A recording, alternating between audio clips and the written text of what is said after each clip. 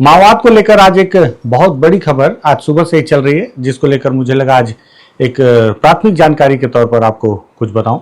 दरअसल माओवादियों को लेकर जो लगातार तारीख तय की गई है कि 31 मार्च तक क्या होगा, केंद्रीय गृह मंत्री ने कहा कि खत्म हो जाएगा। बहुतों के मन में ये बात थी कि अगर खत्म हो जाएगा तो अभी भी कुछ शीर्ष नेता हैं, वो कहाँ हैं, उनका क्या होगा।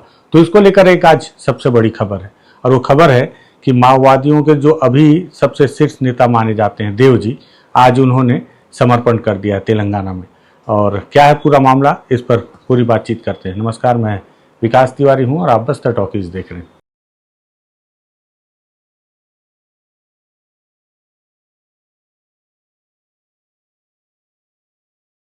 दरअसल माओवादियों के जो पोलित ब्यूरो रहे हैं और साथ ही साथ महासचिव बसवराजू, जब उन्हें मुठभेड़ में गुंडे कोट में मारा गया, उसके बाद से ही ये कवायद लगाई जा रही थी, ये कयास लगाए जा रहे थे कि माओवादियों का अगला महासचिव कौन होगा।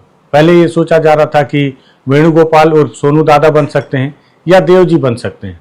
फिर कुछ समय के बाद वेणुगोपाल उर्फ सोनू दादा ने, माफी चाहूंगा, उन्होंने महाराष्ट्र के गढ़चिरौली में अपने लगभग 50 साथियों के साथ में आत्मसमर्पण कर दिया। कुछ समय बीता, फिर यह कयास लगाया जाने लगा कि अब देवजी ही माओवादियों के अगले महासचिव होंगे। हालांकि इसी दौरान झारखंड में एक्टिव एक और पोलित ब्यूरो है, मिसिर बेसरा, उनको लेकर भी कयास लगाए जा रहे थे कि वो भी सीनियरिटी के बेस पे महासचिव बन सकते हैं। लेकिन इस पर माओवादियों के द्वारा किसी तरह का कोई बयान सामने नहीं आया। हालांकि पुलिस के अधिकारी लगातार ये मानते रहे कि माओवादियों के जो वर्तमान महासचिव हैं वो देवजी ही हैं और पोलित ब्यूरो भी है।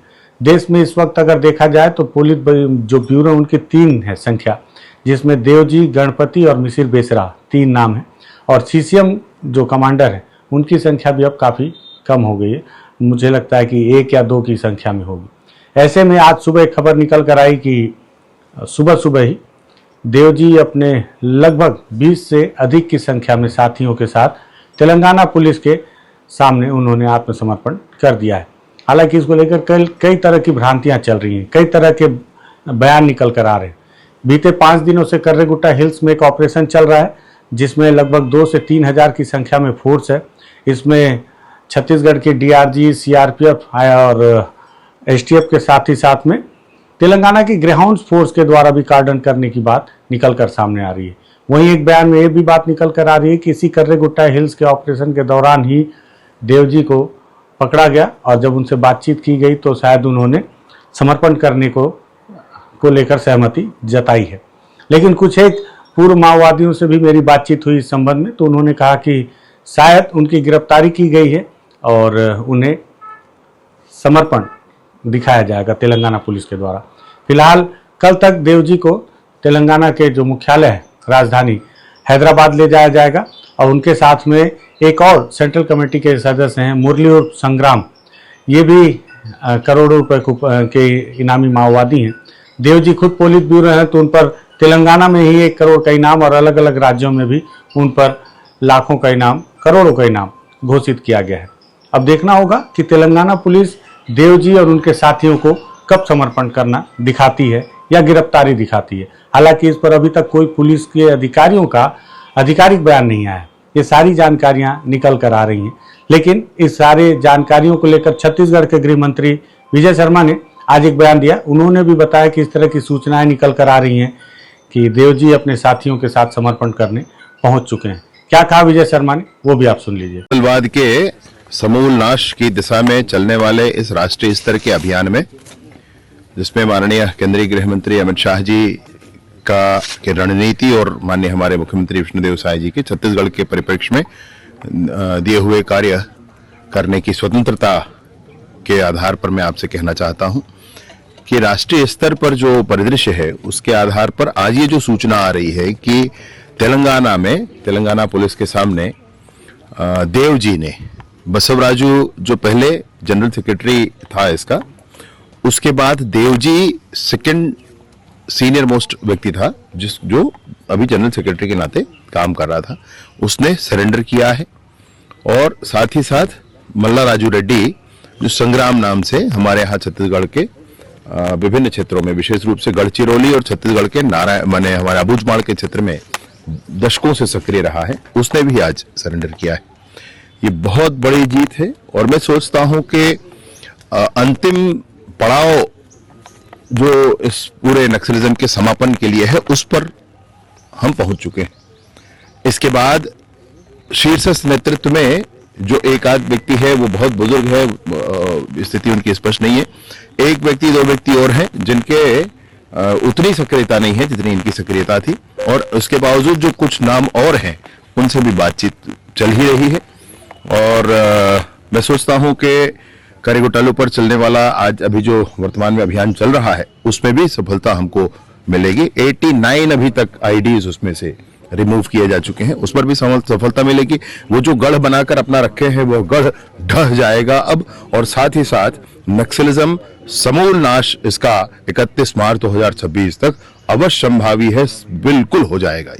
तो सुना आपने, गृह मंत्री विजय शर्मा ने भी इस बात की जानकारी दी कि उन्हें भी ये सूचना मिली है कि देवजी ने अपने साथियों के साथ समर्पण किया है। अगर देवजी समर्पण कर देते हैं तो अब कुछ एक नाम बचे हैं उंगलियों में जो अब सरकार के लिए चुनौती हैं, जिसमें एक बड़ा नाम छत्तीसगढ़ को लेकर है पापाराव का, और तेलंगाना में देखा जाए तो दामोदर का भी एक नाम है। ऐसे और भी कुछ नाम हैं, लेकिन अगर आंकड़ों पर नज़र डाली जाए तो माना जाता है कि देश में अभी भी लगभग 300 की संख्या में अत्याधुनिक हथियारों के से लैस माओवादी अभी भी अलग अलग इलाकों में हैं, जिन्होंने अपने हथियार, वॉकी टॉकी और सारे वो संसाधन जिनसे उन्हें ट्रैक किया जाता था उसे डंप कर दिया है। और यही वजह है कि अब जैसे जैसे तारीख कम होती जा रही है, जैसे जैसे 31 मार्च नज़दीक आती जा रही है, वैसे वैसे सरकार की चिंता बढ़ती जा रही है कि 31 मार्च से पहले ये सारे माओवादियों को या तो मार गिराया जाए या उन्हें आत्मसमर्पण करवा दिया जाए। लेकिन अब फोर्स को ये सारे लोग मिल नहीं रहे जंगलों में। ये सारे जो माओवादी जो वापस नहीं आए हैं, ये भी अलग अलग रणनीतियों के तहत खुद को छुपाने की कोशिश कर रहे हैं। ऐसे में अब इसमें एक पॉलिटिक्स भी मुझे नज़र आ रहा है। पॉलिटिक्स ये नज़र आ रहा है कि अगर आप देखें कि केंद्रीय गृह मंत्री जो कि बीजेपी से ताल्लुक़ रखते हैं, अमित शाह, उन्होंने दावा किया कि 31 मार्च 2026 तक माओवाद को जड़ से समाप्त कर दिया जाएगा।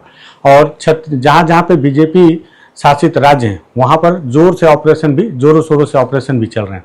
लेकिन बड़ी सफलता उन राज्यों में भी मिल रही है जिन राज्यों में बीजेपी की शासन नहीं है। जैसे हिड़ में आंध्र प्रदेश में मारा गया देवा, जो कि बटालियन का अगला कमांडर था, उसने आत्मसमर्पण किया तेलंगाना में जाकर, और देवजी जो कि पोलित ब्यूरो है उन्होंने खुद जाकर तेलंगाना में समर्पण किया।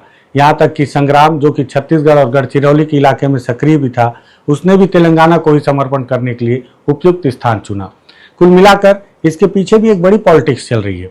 ऐसा लगता है कि राजनीति के तौर पर यह बताने की कोशिश की जा रही है कि घोषणा भले ही बीजेपी के केंद्रीय गृह मंत्री ने किया हो, लेकिन असल जवाबदारी और मजबूती वाले काम या असल जो बड़ा काम था वो उन राज्यों की सरकारों ने किया जिन राज्यों में बीजेपी की सरकार नहीं है। जो भी हो, लेकिन माओवादियों के लिए एक बड़ा झटका है। माओवादियों की संख्या बेहद कम हो गई है, वो बहुत कमज़ोर हो गए हैं, इस बात को माओवादी भी मानते हैं। उनकी परिस्थितियाँ अब वो उस परिस्थिति में नहीं है कि वो लड़ सकें। उनके लिए सबसे बड़ी समस्या है कि सर्वाइव कैसे किया जाए और अपने लिए जो दैनिक उपयोगी सामान है उसकी व्यवस्था कैसे की जाए। और इस बीच उनका जो एक आखिरी आधार बचा हुआ था देवजी, जिसके भरोसे जो माओवादी संगठन के कैडर जो जंगलों में अभी भी टिके हुए हैं, उनके लिए भी एक बुरी खबर थी। मुझे लगा प्राथमिक तौर पर जो जानकारी मिली है उससे आपको साझा करूं, इसलिए इस वीडियो को हमने तैयार किया है। अगर आपको लगे इसे शेयर करना चाहिए तो आप शेयर कर सकते हैं, बस्तर टॉकीज को सब्सक्राइब कर सकते हैं। धन्यवाद।